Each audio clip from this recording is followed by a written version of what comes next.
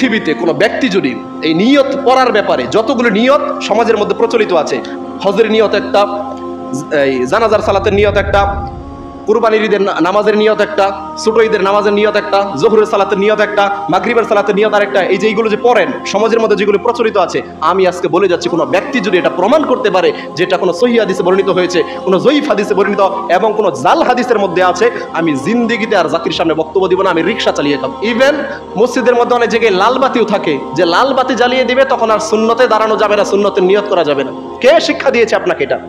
কোন ধর্ম আপনাকে এই শিক্ষা দিয়েছে বা কোন শরীয়ত আপনাকে এই শিক্ষা দিয়েছে? আপনি বলেন যে এটা আমাদের সামাজিকতা, সামাজিক একটা প্রথা চলে এসেছে, আপনার সামাজিকতার উপর লাথি মারি আমি, এই সামাজিকতার উপর লাথি মারি। আপনি সেই সমাজ কায়েম করেন, সেই সমাজ আপনি বাস্তবায়ন করেন যেই সমাজ 1450 বছর আগে মুহাম্মদুর রাসূলুল্লাহ সাল্লাল্লাহু আলাইহি ওয়াসাল্লাম এই জমিনে বাস্তবায়ন করে গিয়েছেন। কে শিক্ষা দিয়েছে আপনাকে সামাজিকতা?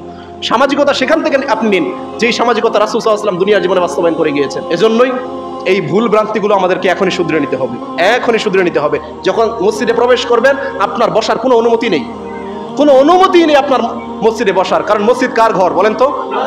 আল্লাহর ঘর। আল্লাহর ঘরে আপনি চাইলে এসে বসে যেতে পারবেন? বসতে পারবেন না। বসার আপনার সুযোগ আল্লাহ সুবহানাহু ওয়া তাআলা দিয়েছেন, সেটা কি? যে মসজিদে এসে যখন 2 রাকাত পড়বেন তখন আপনি অনুমতি পেয়ে গেলেন, তখন আপনি বসতে পারবেন, এর আগে আপনি বসতে পারবেন না। এই হাদিসগুলো তো স্পষ্ট যে মসজিদে যখনই প্রবেশ করবেন তখনই 2 রাকাত পড়তে হবে, এটা হচ্ছে মসজিদের হক। দুখুলুল মসজিদ বলার ক্ষেত্রে তো আমরা কখনো কৃপণতা করি না, হক যেটা আছে সেটা আমাদের উপর যত বাধা বিপত্তি আসুক আমরা বলেই যাব ইনশাআল্লাহ, কারণ হক আল্লাহর পক্ষ থেকে এসেছে এবং এই হক মানুষের কাছে পৌঁছে দিয়া এটা আল্লাহর পক্ষ থেকে আমাদের উপর দায়িত্ব এবং আমানত। এটার ক্ষেত্রে যদি আমরা কৃপণতা করি, ওই যে আমরা যদি স্বার্থবাজি হুজুর হই, নিজের মাঠ নষ্ট হয়ে যাবে, নিজের জনপ্রিয়তা নষ্ট হয়ে যাবে, এই বিদায় যদি হকটাকে গোপন করে রাখি কাল কিয়ামতের ময়দানে জবাব দিতে হবে না আল্লাহর সামনে? দিতে হবে। এজন্য হক বলার ক্ষেত্রে আমরা কখনো কৃপণতা করি না। এই যে যারা এখন এসেছেন, এখন আপনাদেরকে এক্সট্রা সুন্নতের জন্য সময় দেওয়া হবে, কিন্তু রাসূল সাল্লাল্লাহু আলাইহি ওয়াসাল্লামের জামানায় বা রাসূল সাল্লাল্লাহু আলাইহি ওয়াসাল্লামের সাহাবাদের অবস্থা কেমন ছিল? বরঞ্চ একজন সাহাবী রাসূল খুতবা দিচ্ছেন মিম্বারে দাঁড়িয়ে, এই হাদিসগুলো হয়তো আপনারা শুনেছেন, আপনাদের সমাজের ইমামরাও হয়তো বলে, কিন্তু অবস্থা কি? অবস্থা সে বাপদাদা করে এসেছে সেটাই করতেছেন। কেন? আল্লাহ নবী সাল্লাল্লাহু আলাইহি ওয়াসাল্লাম খুতবা দিচ্ছেন একদিন মিম্বারে দাঁড়িয়ে, দেখেন কত স্পষ্ট বিধান। তিনি খুতবা দিচ্ছেন, একজন সাহাবী মসজিদে প্রবেশ করে সরাসরি তিনি বসে গেলেন। আল্লাহ নবী সাল্লাল্লাহু আলাইহি ওয়াসাল্লাম খুতবা থেকেই বললেন যে সাহাবী তুমি দাঁড়াও, 2 রাকাত সালাত আদায় করে তারপর তুমি বসো।